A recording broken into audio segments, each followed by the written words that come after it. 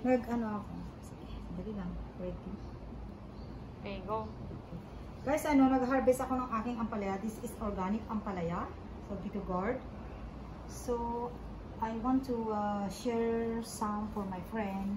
Ito daw po ay nakakagamot ng maraming sakit. Sa mga high blood, sa mga diabetes, sa mga...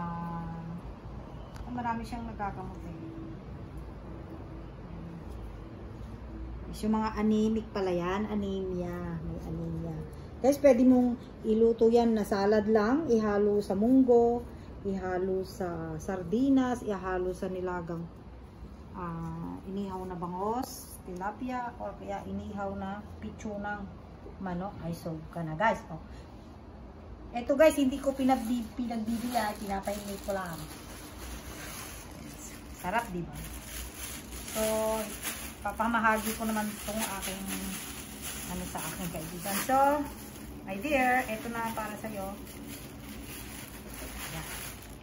Salamat po. Ayan. Thank you so much din. Thank you so much. Ayan. Tapos ipapamahagi ko din itong kalahati pa. And then iluluto ko naman. Ayan guys, tingnan nyo. Ito pa yung bunga niya guys. Oh. Yan yung organic po yan. Na ampalaya. So, isusupot muna natin. Iluluto na natin mamaya. Pagsama-samahin ko ito pwedeng sardinas bukas. Diba? Ang sarap yung sardinas natin nung ano.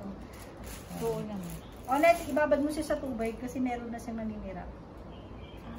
O, kaya ako nauubos yung dahon. Binababad talaga? Ibabad mo kasi nga, hindi naman na organic nga siya. Kasi may naninira na siya yung mga, ano niya, uod na siya. Maginaw nga, inapis ko tayo kasi sa ubusin nila, diba? Kakainin na naman ng ibon eh. Ano yan, organic nga, siyempre hindi na spray, diba? Kaya ibabad mo, para mawala yun.